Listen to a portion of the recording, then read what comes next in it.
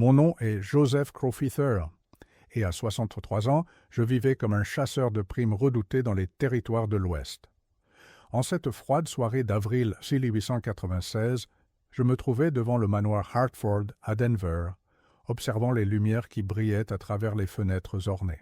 La brise transportait le parfum des roses du jardin et le son distant des violons. Je me tenais là parce que le moment que j'avais attendu pendant un quart de siècle était enfin arrivé. Et c'est alors que je l'ai aperçu. Le colonel William Hartford se tenait sur la terrasse, accueillant ses invités prestigieux pour le mariage de sa fille. Mon cœur s'est presque arrêté. Mais quand nos regards se sont croisés brièvement, j'ai su. Tout le passé m'a submergé d'un coup. À son droite brillait une chevalière en argent, ornée de turquoise, un bijou sacré volé à notre chef lors du massacre. Cet homme, ce bijou, cela faisait exactement 25 ans. 25 ans depuis que ma vie avait pris fin et que ma traque avait commencé. Il ignorait que ce jour ordinaire pour lui serait son dernier jour de mensonge. Ce qui allait se produire révélerait enfin la vérité sur la tragédie qui hantait les mémoires de Bear Creek depuis 2 décennies. Mais pour comprendre la justice que j'allais rendre, vous devez remonter le temps avec moi. Retournez au jour où tout m'a été enlevé. Tout a commencé dans le rude hiver de 1871, lorsque notre tribu, les Arapaho de Bear Creek, vivait paisiblement sur les terres de nos ancêtres depuis des générations. J'avais alors 38 ans, marié à ma bien-aimée Fleur de Lune, et père de 2 enfants, un fils de 12 ans, nommé Petit Loup, et une fille de 8 ans, Étoile du matin. Notre vie suivait le rythme des saisons, des migrations du bison et des enseignements de nos aînés. Notre campement comptait 63 personnes, des guerriers aux vieillards sages, des mères aux enfants rieurs. Nous vivions dans la vallée que vos cartes nomment Bear Creek, un lieu où les eaux claires coulaient entre les pins, où les montagnes protégeaient notre peuple des vents violents. Chaque matin, je me levais avant l'aube pour accueillir le soleil avec mon père, le chaman Nuage Sage, qui m'enseignait les traditions de notre peuple que je transmettrais un jour à mon fils. Nous savions que le monde changeait autour de nous. Les visages pâles arrivaient toujours plus nombreux, construisant leurs villes de bois et de fer. Notre chef, Aigle qui voit, avait conclu des accords avec le gouvernement, des Blancs.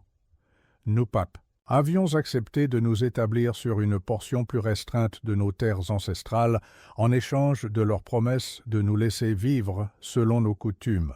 La paix semblait possible, fragile, mais réelle.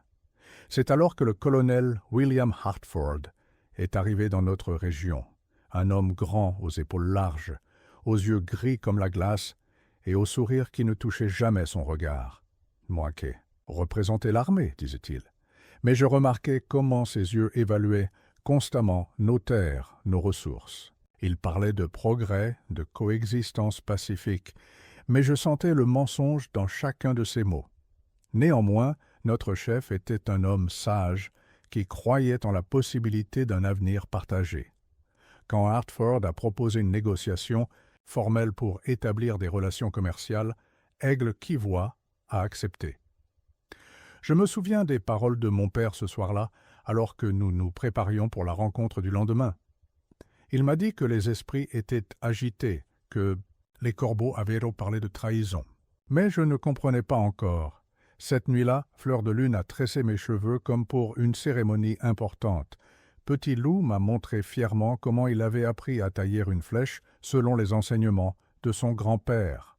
Étoile du matin a chanté la chanson des 4 vents pour nous porter chance. Ces moments, ces derniers moments de bonheur sont gravés dans ma mémoire comme des peintures sur la roche. Je ne savais pas que je contemplais pour la dernière fois le monde qui avait donné un sens à mon existence. Je ne savais pas que chaque visage que je voyais cette nuit-là me hanterait pendant 25 hivers. Je ne savais pas que tous ceux que j'aimais me seraient arrachés avant le prochain lever de soleil. Les jours précédant la négociation, des signes inquiétants se multipliaient. Des soldats que nous n'avions jamais vus auparavant arrivaient en petit nombre, campant à quelques kilomètres. Des chasseurs de notre tribu rapportait avoir aperçu des hommes mesurant les terres autour de notre territoire. Mais Hartford expliquait tout cela avec des mots rassurants, parlant de protection, de développement commun, de nouveaux débouchés pour nos peaux et nos artisanats. Le soir avant la négociation, Hartford a offert à notre chef un présent, du whisky dans des bouteilles ornées. Un geste de bonne volonté, disait-il. Il a suggéré que nous célébrions ensemble la future amitié entre nos peuples.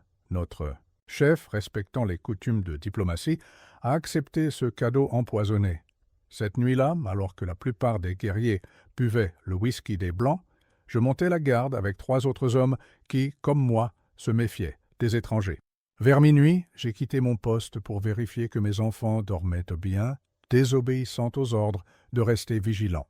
Cette décision, cette unique erreur, me sauverait la vie mais me condamnerait à un autre type de mort. Je venais de border Étoile du matin quand les premiers coups de feu ont retenti.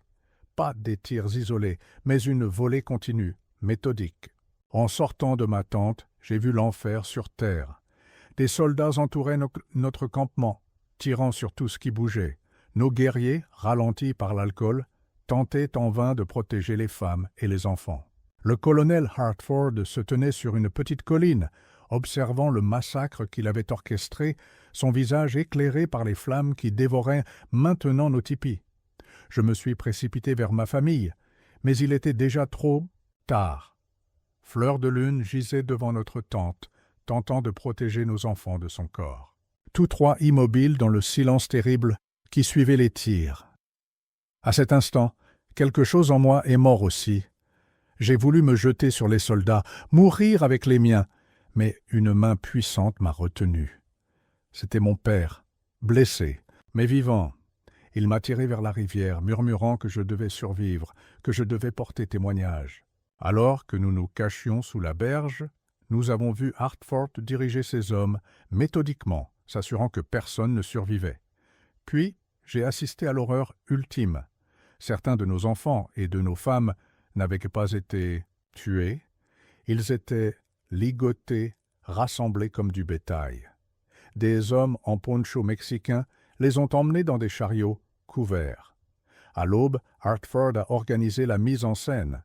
Des corps de soldats ont été disposés parmi les nôtres. Des armes ont été placées dans les mains de nos guerriers morts. Mon père, qui comprenait mieux la langue des Blancs, m'a traduit les ordres de Hartford. Ils allaient raconter que notre tribu avait attaqué un détachement pacifique, que les soldats s'étaient défendus, que le colonel avait héroïquement sauvé ses hommes. Mon père est mort dans mes bras cette nuit-là, me faisant promettre de ne pas chercher une vengeance immédiate, mais de devenir la mémoire vivante de notre peuple. Sa dernière parole fut le nom sacré de notre tribu, celui que nous ne prononcions que lors des grandes cérémonies. Je suis resté caché 3 jours, observant Hartford superviser la destruction des preuves. J'ai vu des journalistes arriver, prendre des notes, photographier la scène préparée. J'ai entendu Hartford raconter son mensonge avec une conviction qui aurait pu tromper les esprits eux-mêmes. Le 4e jour, il a planté un drapeau américain sur la colline sacrée de nos ancêtres et a déclaré que cette terre était désormais ouverte à la colonisation. Les journaux de Denver ont fait de lui un héros, le sauveur de la frontière qui avait repoussé une attaque sauvage. Les autorités lui ont accordé des droits sur les terres.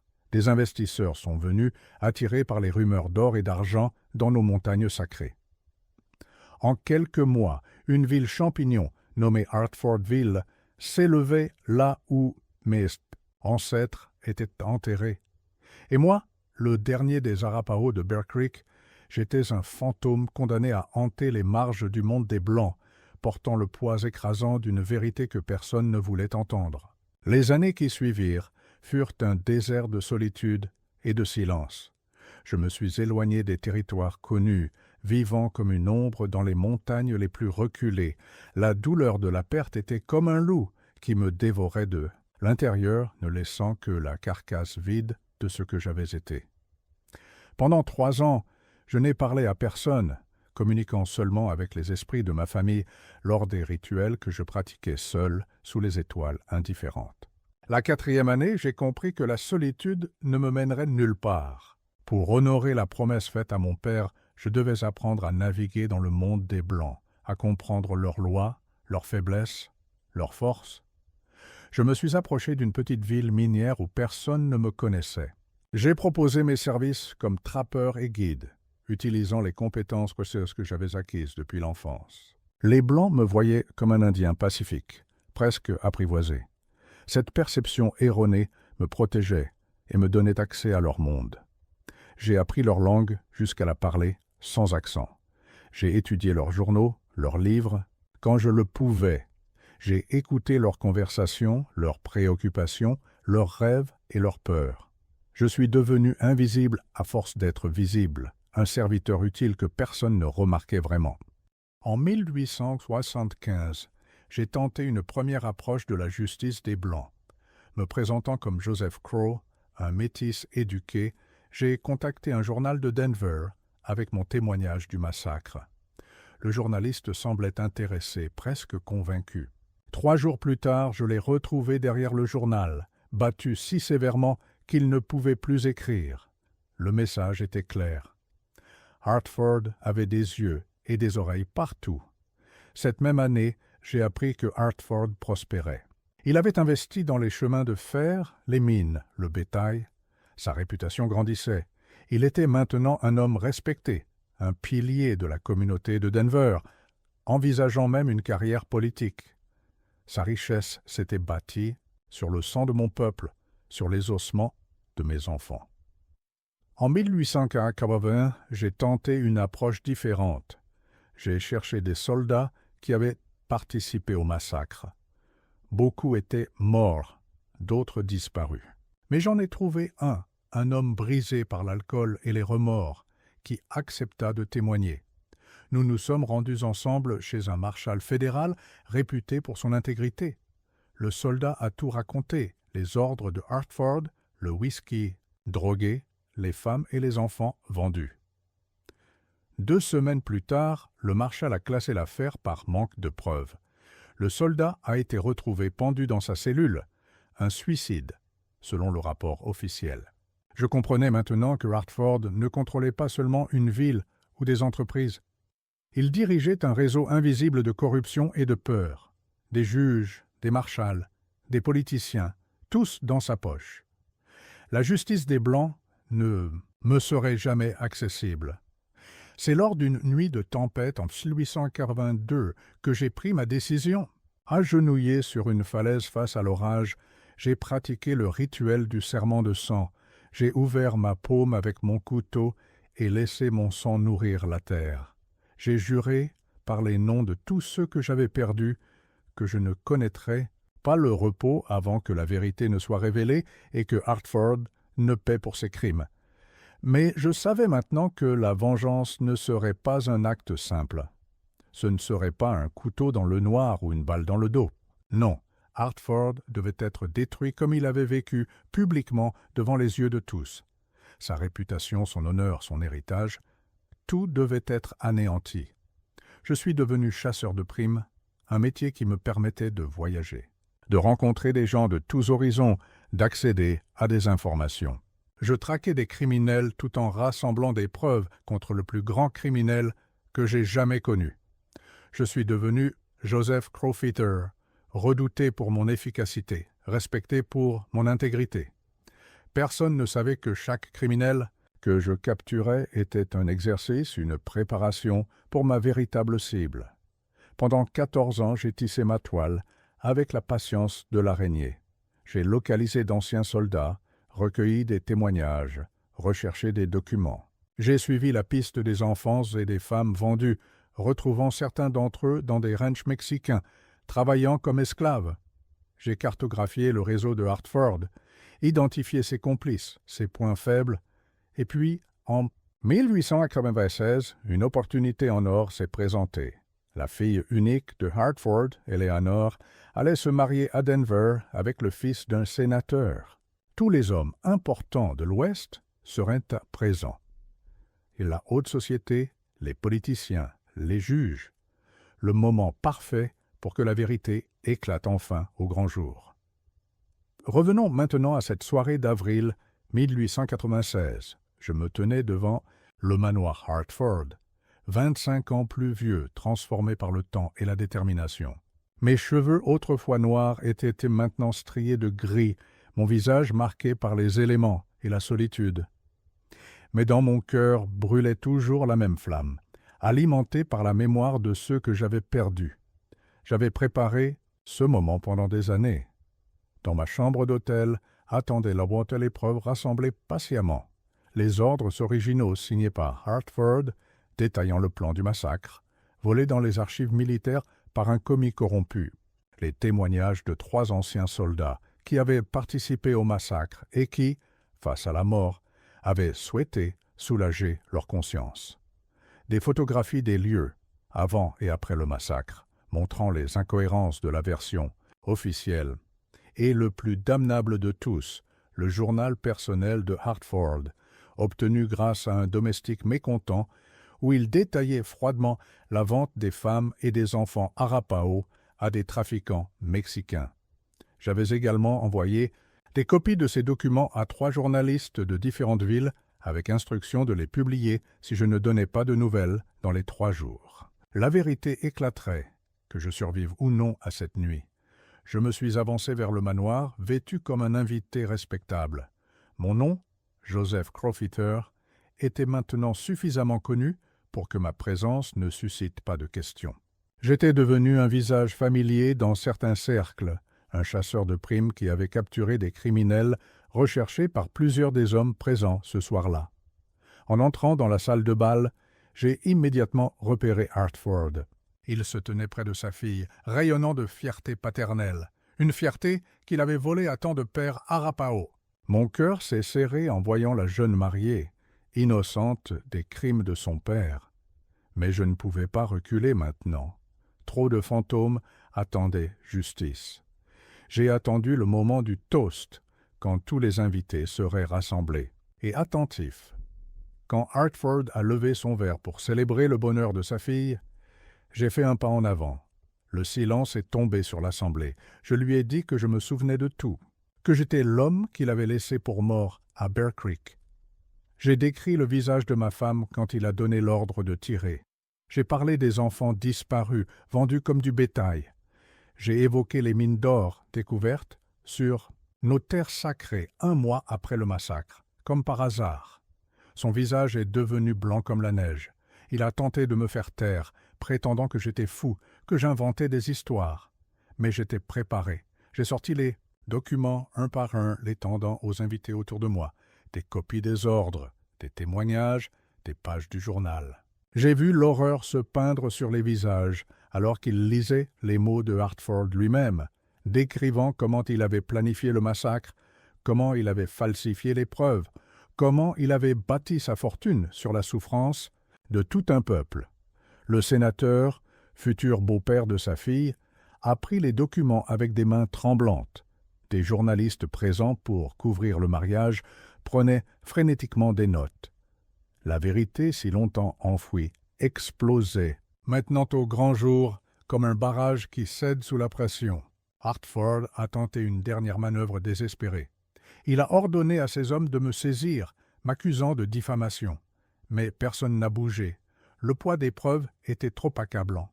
Même ses alliés les plus fidèles se détournaient de lui, comprenant que leur association avec lui était maintenant toxique.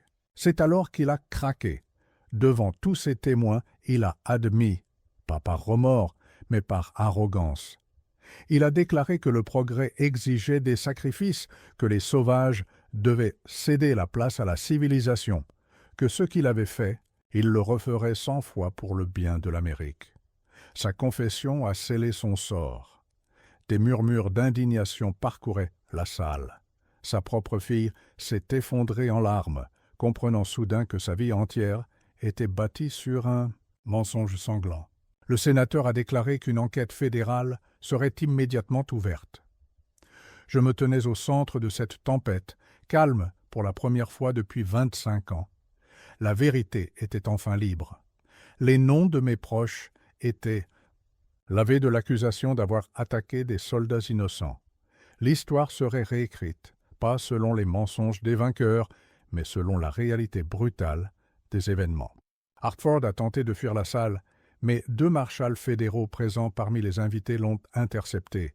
Je l'ai regardé être emmené, diminué, vaincu, sa réputation détruite en une seule soirée. Sa chute ne ramènerait pas ma famille, mais elle offrait enfin une forme de justice, non seulement pour les Arapaho de Bear Creek, mais pour toutes les victimes de sa cupidité.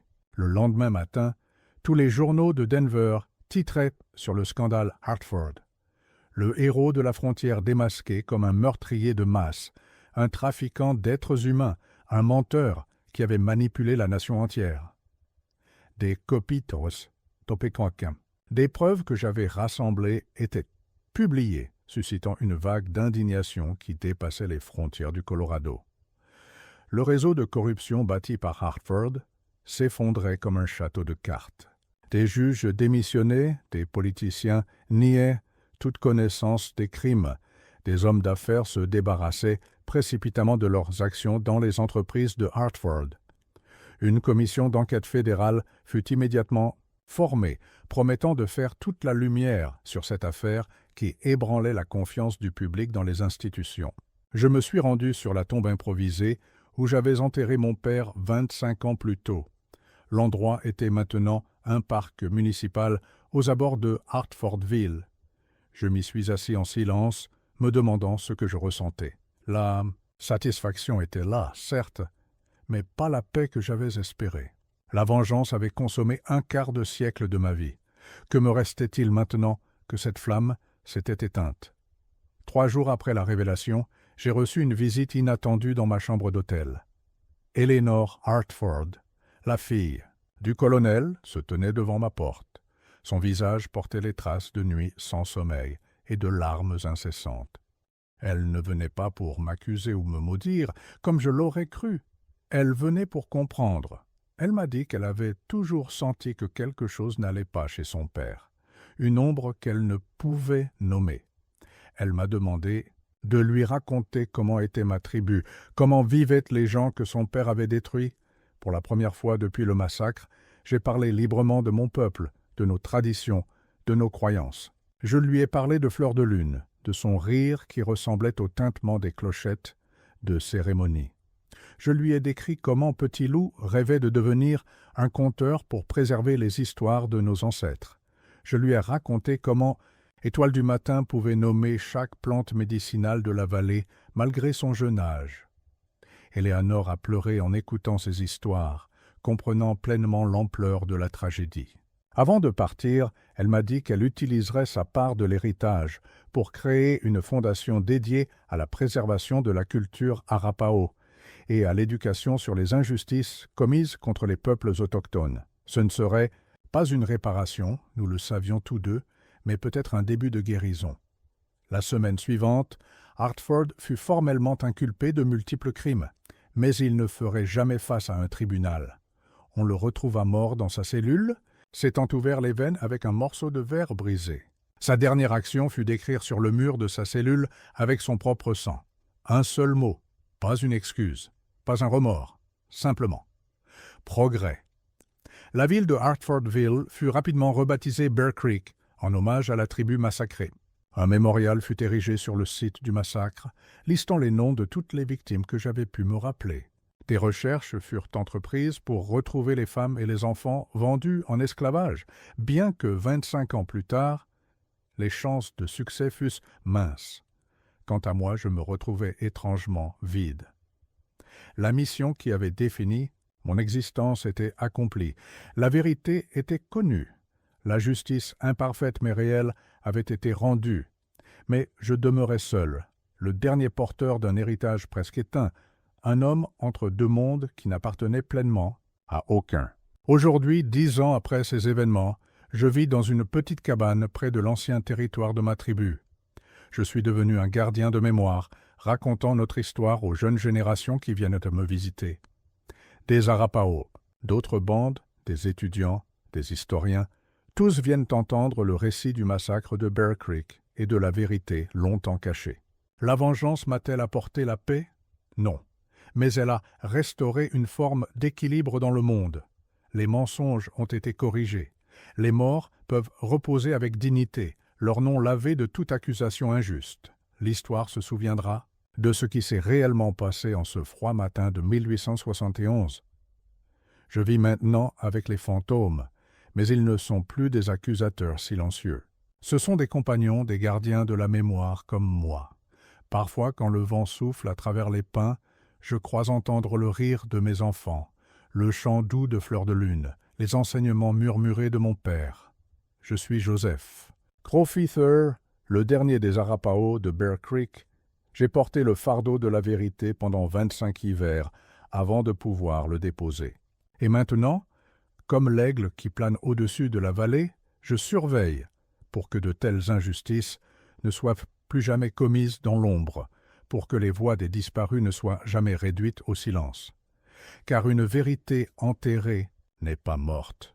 Elle attend, patiente comme la graine sous la neige, le moment de germer et de briser la terre qui la recouvre. La vengeance de Joseph Crowfeather était-elle une véritable justice, ou est-il devenu ce qu'il pourchassait? Dites-moi ce que vous auriez fait à sa place dans les commentaires. Et pour que je sache jusqu'où cette histoire de poussière et d'honneur à voyager, dites-moi de quelle ville, État ou pays vous écoutez en ce moment. Si vous croyez que certaines dettes ne peuvent être payées qu'avec du courage, abonnez-vous et partagez cette histoire avec quelqu'un qui comprend le poids de la parole donnée.